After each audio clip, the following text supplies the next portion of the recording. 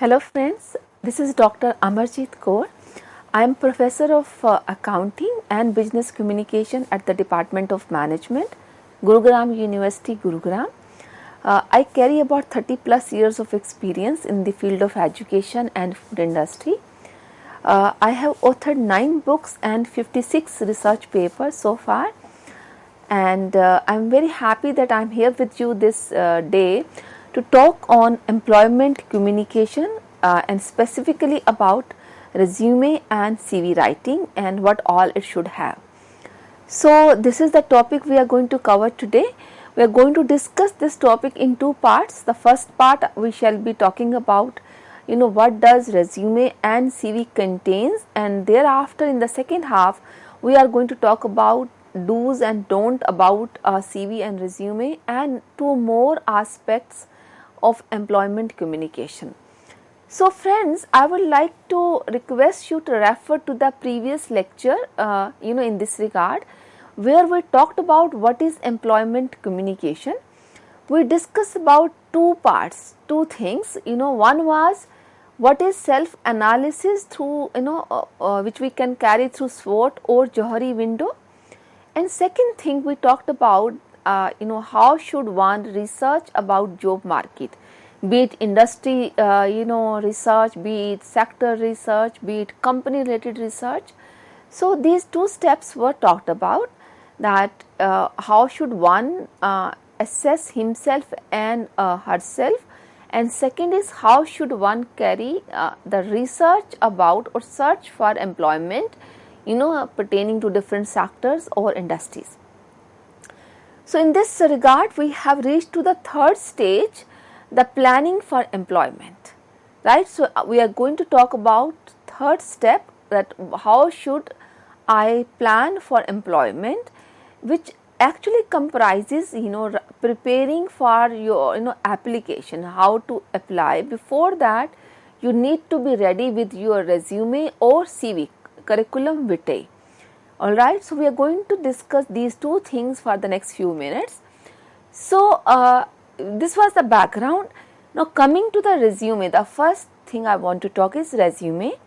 So your resume is basically it's a brief about one's education, skill or experience, right? So whosoever is the aspirant or the applicant, the prospective applicant, he or she should be preparing a brief about himself. Nowadays it is always a typed one we come across, but nevertheless there were times when our resume was handwritten only. So which it must contain your work history, the skills you possess, and important thing is that resume should not be more than 1 or 2 pages. The best resumes are considered which are only in 1 page. So literature, in most of the articles or the or literature which is available in this regard, you will find people recommending only 1 page resume. There are few people who recommend that is fine if there are 2 pages. So it means we should not have more than 2 pages long resume when it comes to preparing for it. Okay. So the second thing is curriculum vitae. The curriculum vitae is again summary, or rather it's a detail. Resume was a summary, a brief profile, whereas the curriculum vitae is a detailed presentation of somebody's skill, education, experience, rewards, honor, everything. So it's an effective impression about the skills one person possesses, the qualification one has, the experience one has, so it does contain all that.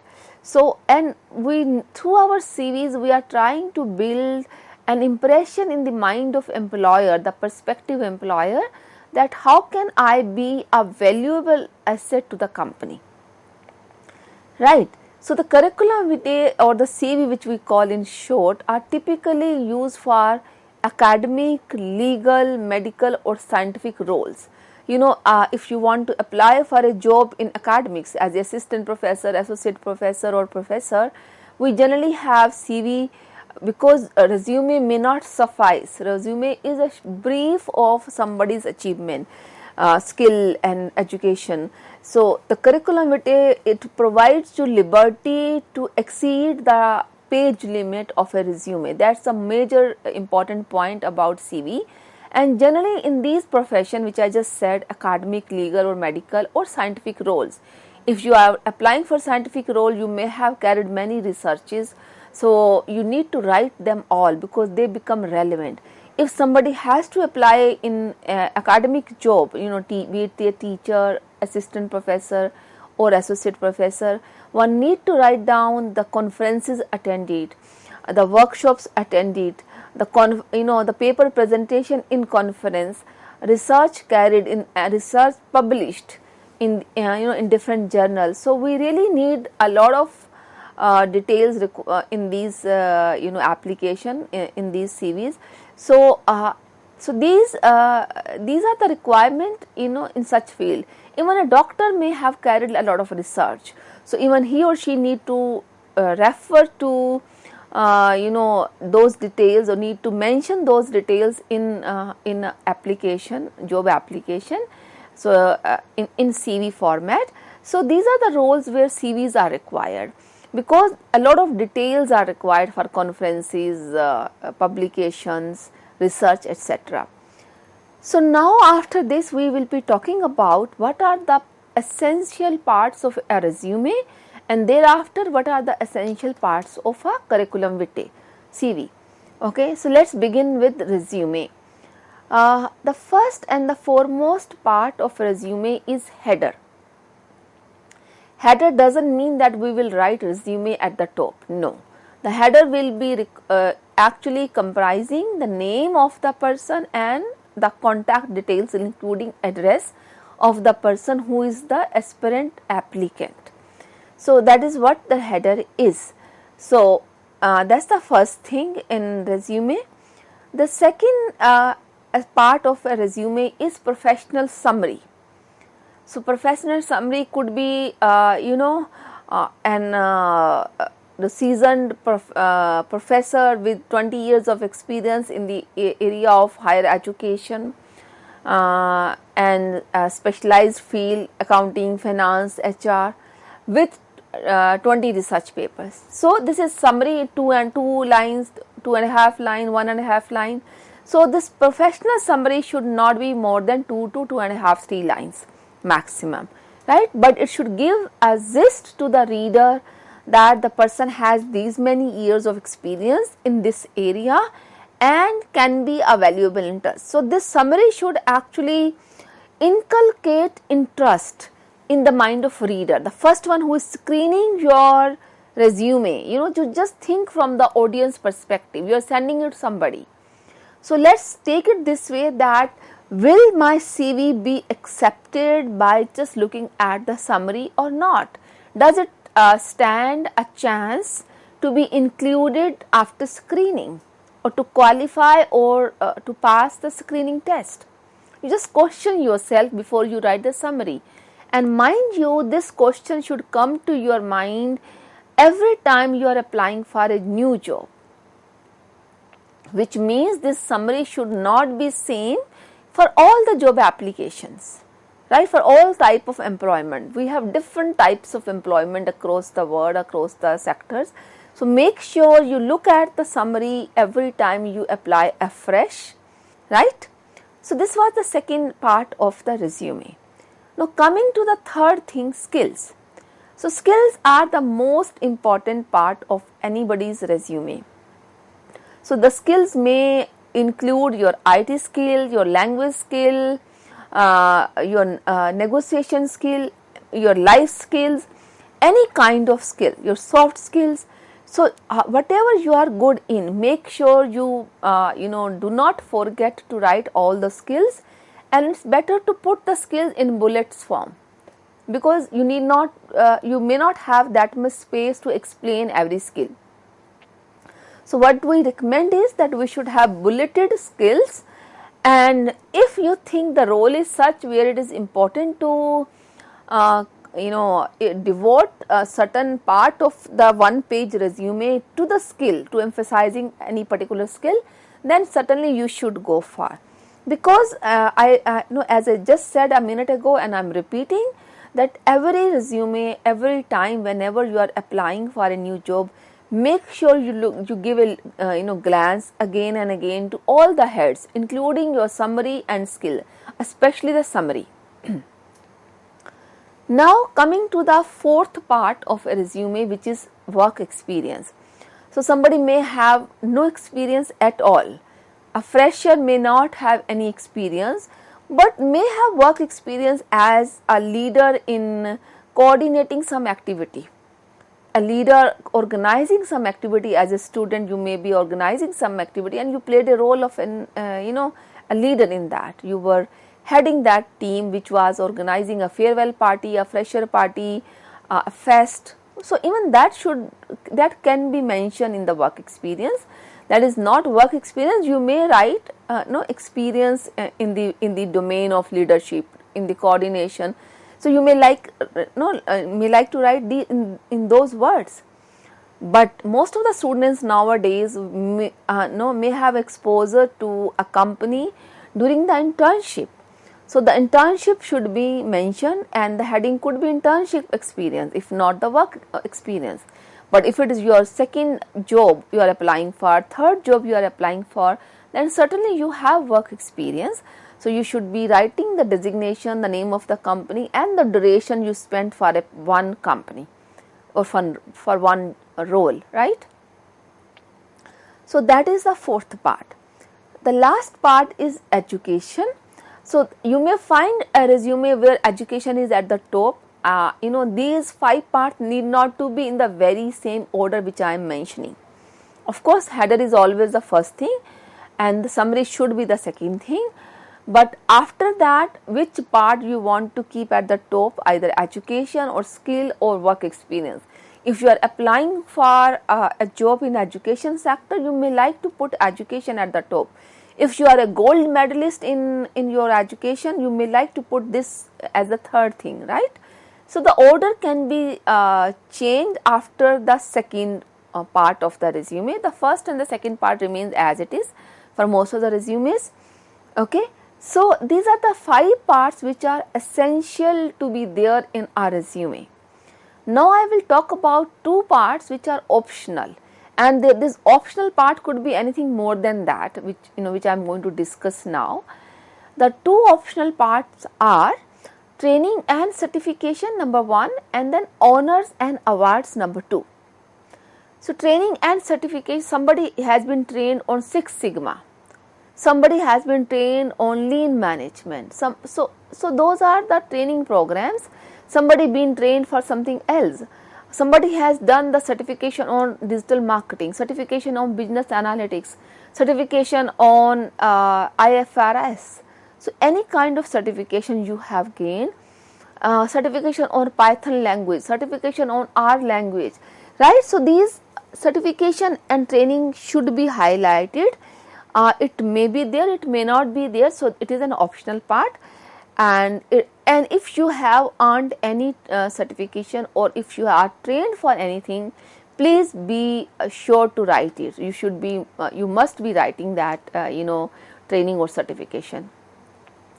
And in case this you have been given some honor, some award, so gold medalist or first winner in race, first winner in skit competition, any award, any honor, best student of the year, best any awards whichever you have received, best employee of the year, best employee of the decade. We get so many such awards around. So all those awards and honors should also be mentioned in the resume. But that is certainly the optional part. If somebody has earned, then only it comes in. So this was all about the parts of our resume. Now we shall be talking about what does CV contain. So essential parts of our CV. So here the first part of a CV is contact information of the candidate who is going to apply.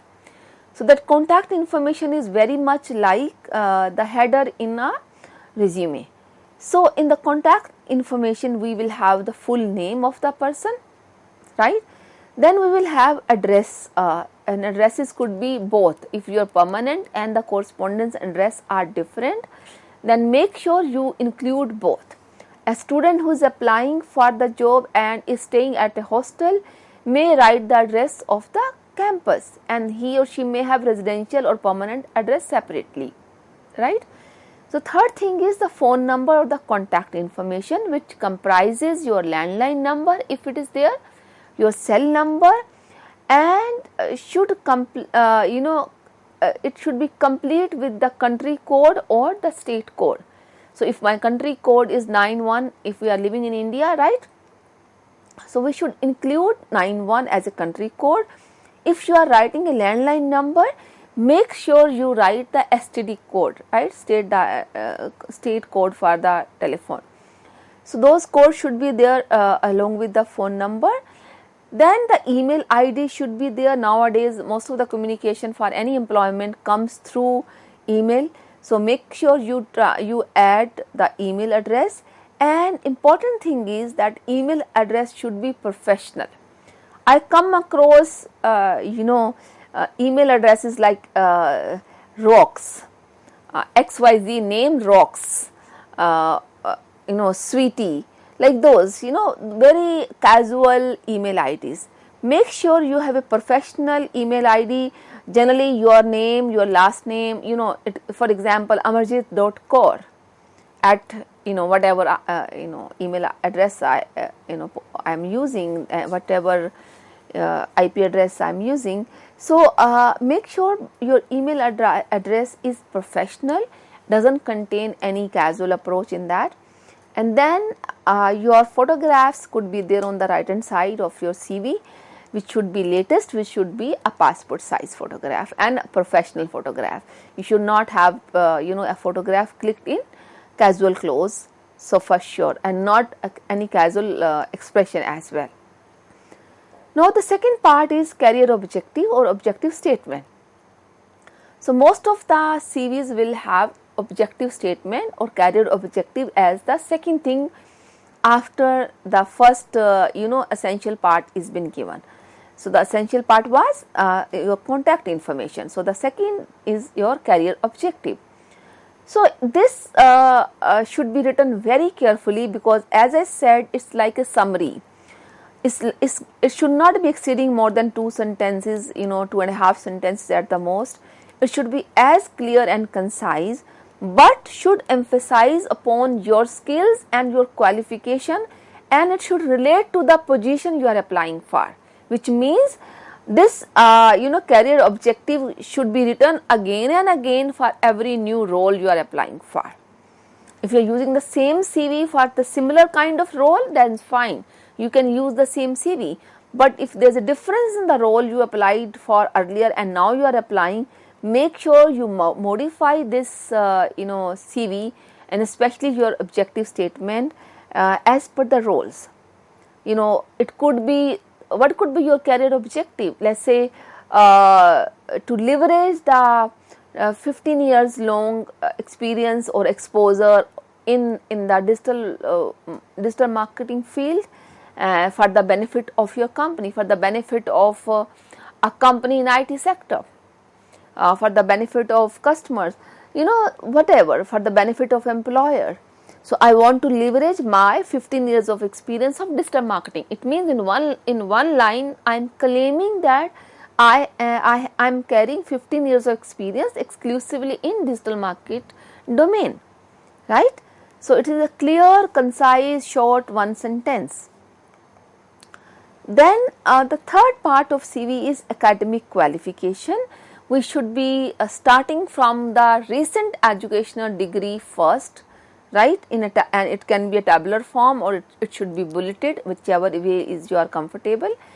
And it should include the name of the institution you graduated from, right? Your year of graduating and your percentage of marks or the division you scored first, second, but percentage must be there.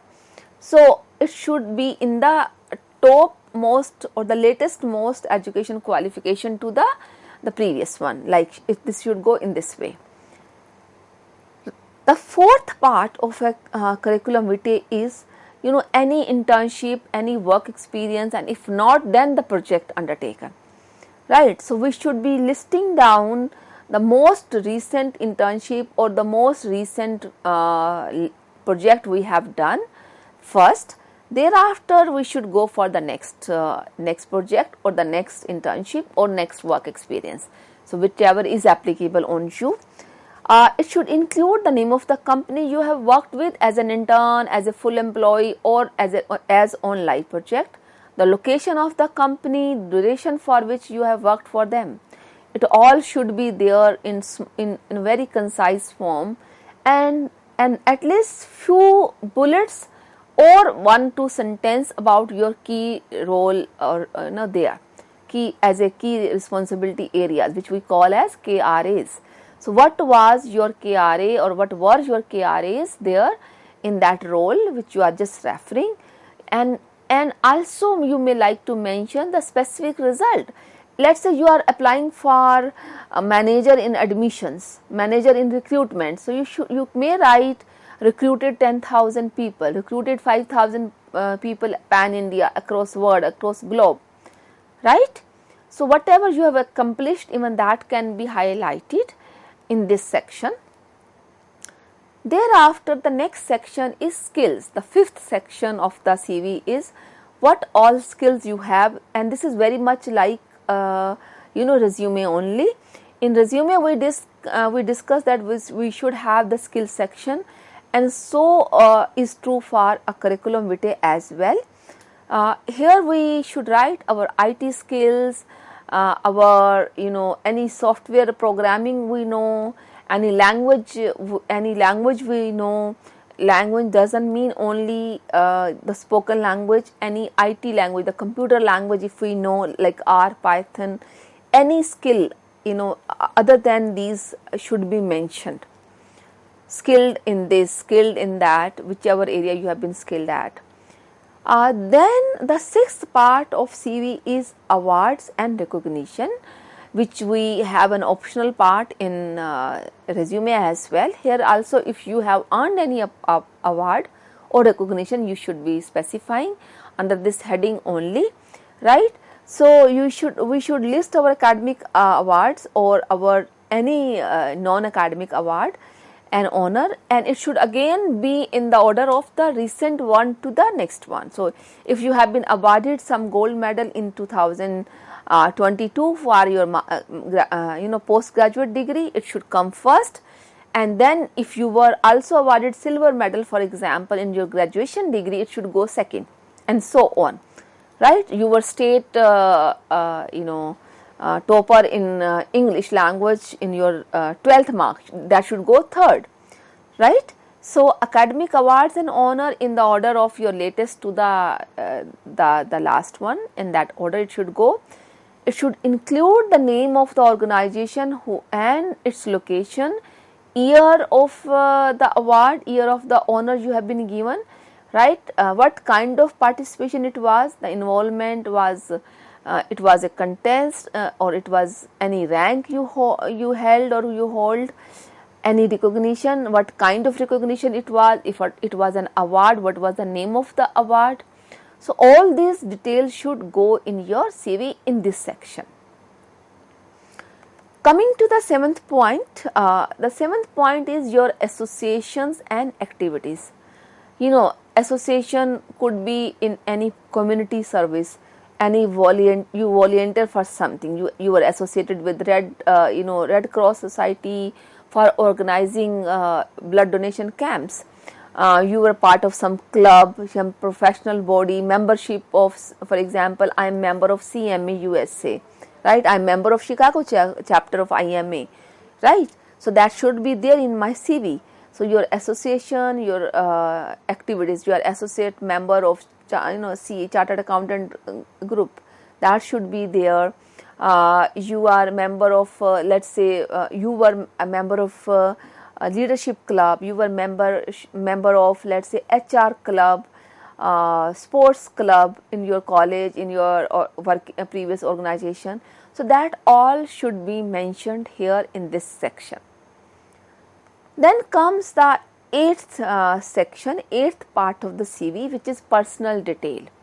So certainly your name, your father, mother name, your date of birth, your marital status. People may like to write the children even, and in this section many people write strengths as well, right. So what could be strength for a person? I am resilient, I am disciplined, self motivated, good orator, good negotiator, right. You, whatever the strength you may have, you should be listing in the personal detail other than the name, father's name, date of birth and marital status. And few of the CVs I have found people do mention about children, and there, and it could be if job profile is such where it is demanded that what kind of family responsibility you have. If the job is very challenging and the role is very challenging, you may have to write that as well. So it all depends. But it's not mandatory certainly. And even the marital status nowadays people are skipping to write, but of course you need to have the date of birth, and to identify you as a separate individual and an independent entity, you need to have father or mother's name for sure, and your complete name with your last name if you use, with your middle name if you use. Then we come to the last part, that is ninth section of the CV, which is references. Now references, here we should be giving the name of the person who we think will be responding, whenever he or she is approached by my prospective employer. So we need to give the name, designation, contact detail including the phone number, email ID, and we should give at least 2 references who who know you professionally, right, not personally. We cannot give a reference of our own husband, wife, spouse or children or friends or parents, etc. No, we should be giving references of people we know professionally, and especially those people whom we have worked with, because they are the best people to be approached to get the reference, to get the referral about. So, and then you should give the name of your principal, professor, research center, guide, etc. in this section. So, this is all about the parts of a CV. I hope you, if you really follow these guidelines, this protocol, and ensure that you have all these sections in your CV and you write in a correct language, certainly you are going to come up with a very good document which is called as CV or resume, and that is the part of planning for employment, the third part. So we shall be discussing 2 more parts in the very next section in a few minutes time. Thank you very much, friends. Thank you.